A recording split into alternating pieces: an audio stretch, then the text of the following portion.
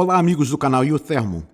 Neste vídeo nós vamos usar um diagrama de pressão-entalpia para calcular a carga térmica de um processo de resfriamento isocórico, ou seja, um processo de resfriamento que ocorre a volume constante. Para isso nós vamos resolver um problema que é o seguinte.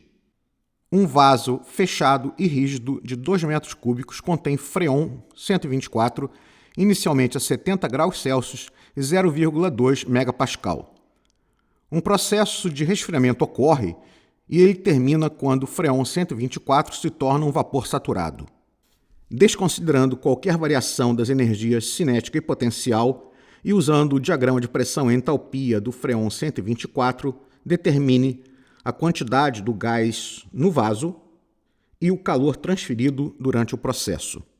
Observe que o vaso é fechado, logo a massa em seu interior não varia. Além disso, ele é rígido, logo o seu volume tampouco varia.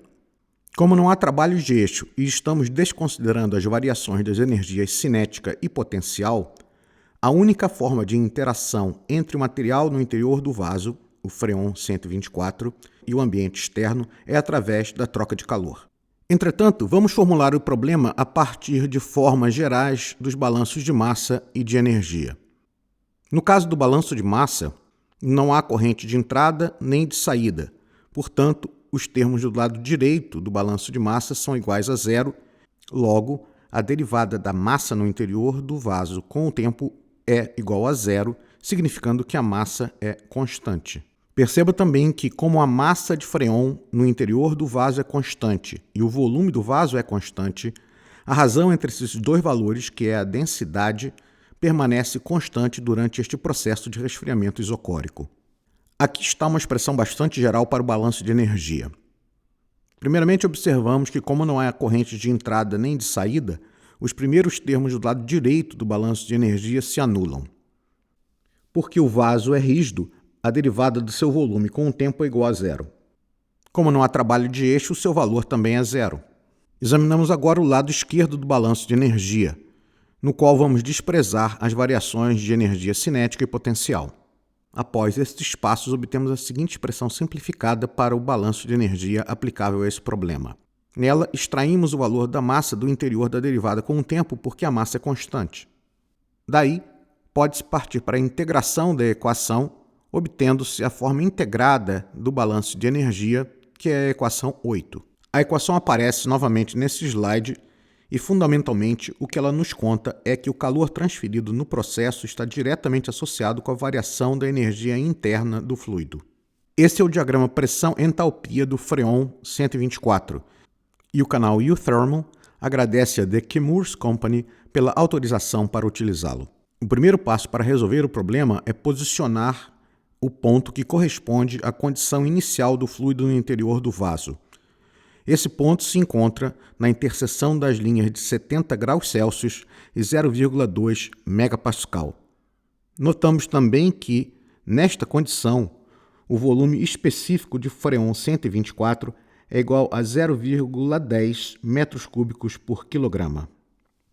A linha verde representa um processo isocórico, ou seja, um processo que ocorre a volume constante no diagrama de pressão-entalpia. Esta linha se inicia no ponto que corresponde à condição inicial do fluido e termina na condição de vapor saturado, que é o estado final do fluido de acordo com o enunciado do problema. Identificados os pontos que correspondem aos estados inicial e final, a próxima etapa é coletar as informações necessárias para calcular a diferença de energia interna. Os valores de energia interna não se encontram disponíveis imediatamente nesse diagrama de pressão versus entalpia. Entretanto, podemos coletar os valores de outras propriedades e, a partir delas, calcular o valor da energia interna no ponto inicial e no ponto final. Em particular, vamos usar a identidade termodinâmica que U é igual a H menos PV. E entalpia, pressão e volume são propriedades cujos valores podemos ler diretamente do diagrama. Iniciamos a resolução numérica pela massa de freon 124 no interior do vaso. O volume do vaso é 2 metros cúbicos e o volume específico de freon nas condições do problema é 0,10 metros cúbicos por quilograma. Dividindo o volume total pelo volume específico, obtemos que a massa de freon é igual a 20 kg. Substituindo os valores numéricos das propriedades obtidos no diagrama de pressão versus entalpia, obtemos que a carga térmica nesse processo é de 1 MJ aproximadamente. Essa carga térmica tem sinal negativo, o que indica que o calor foi transferido do fluido no interior do vaso para o meio ambiente. Em resumo, a massa de freon 124 no interior do vaso é 20 kg e o processo envolve a transferência de 1 MJ de calor do fluido no interior do vaso para o meio ambiente. Se ficou alguma dúvida, deixe sua mensagem, entre em contato conosco. Se você gostou desse vídeo, dê-nos um like no YouTube, visite a nossa página no Facebook e assine o canal UThermal. Meu nome é Marcelo Cachê, muito obrigado pela sua atenção e até a próxima.